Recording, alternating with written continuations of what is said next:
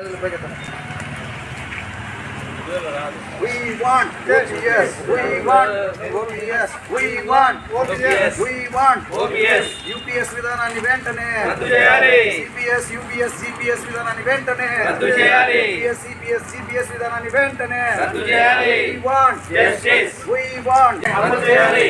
OPS విధానాన్ని వెంటనే అమలు చేయాలి. OPS విధానాన్ని వెంటనే అమలు చేయాలి. We want justice. We want justice. We want justice. We want OPS. We want OPS. ఉద్యోగుల పట్ల కేంద్ర రాష్ట్ర ప్రభుత్వాల నిర్లక్ష్య వైఖరి.